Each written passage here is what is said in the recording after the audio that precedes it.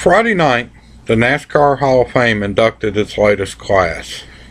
Give you my take on them. Now, frankly, I don't think they're inducting enough people.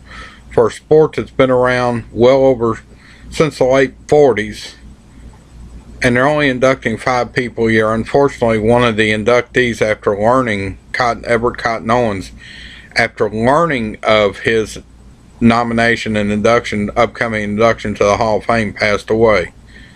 Frankly, that's why I think they need more in the first class.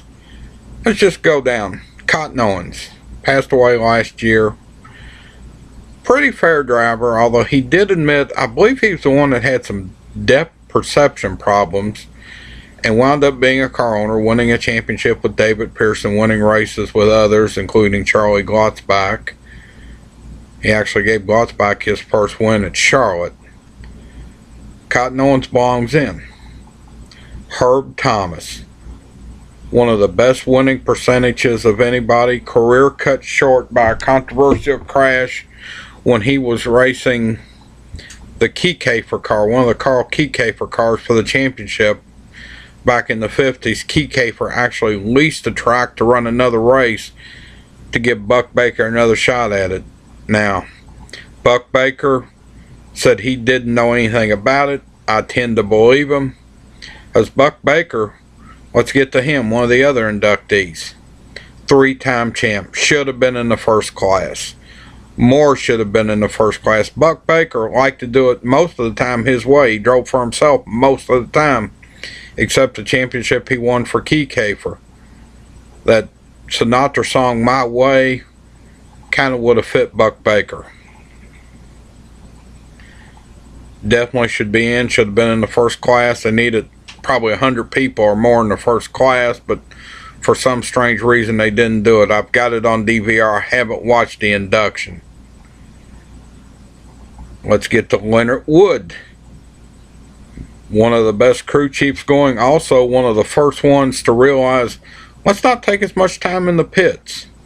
In fact, in 1965, when Ford in the auto racing version, take my ball and go home when I don't like the rules, was sitting out NASCAR, Ford took the Wood brothers up to Indy, who did the pit work for Jim Clark's winning entry.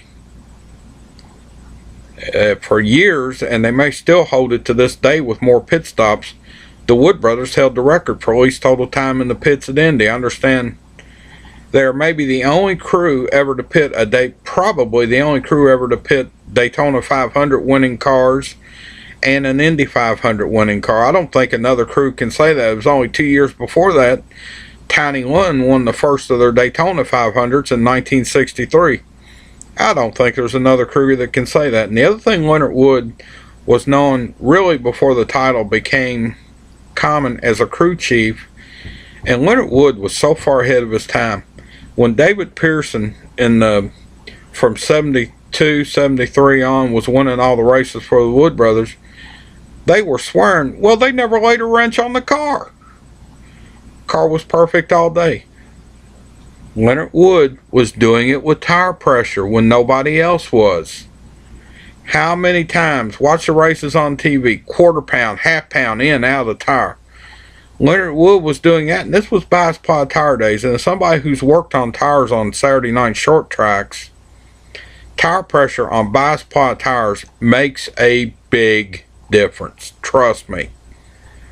Leonard Wood deserves to be in. Now let's get to the last one. Rusty Wallace. You have got to be kidding. For one, he is not eligible. He actually drove in a race last year. It was a non-NASCAR race, but I think a race at Milwaukee. Not positive on that. He's not eligible. But how could Rusty Wallace get in before some of the old timers? I don't believe Tim Flock's in.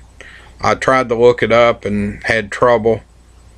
But Rusty Wallace, he has a Hall of Fame worthy career. In my opinion, Benny Parsons, although he had less wins, same amount of championships, but one more Daytona 500 win, should have been in before Rusty Wallace. Reason being, Benny Parsons, kind of his second career. Now, I've said it before, I'll say it again. NASCAR Hall of Fame's not inducting enough people, only 5 people a year. Tragically, Cotton Owens didn't live to get inducted into the Hall of Fame.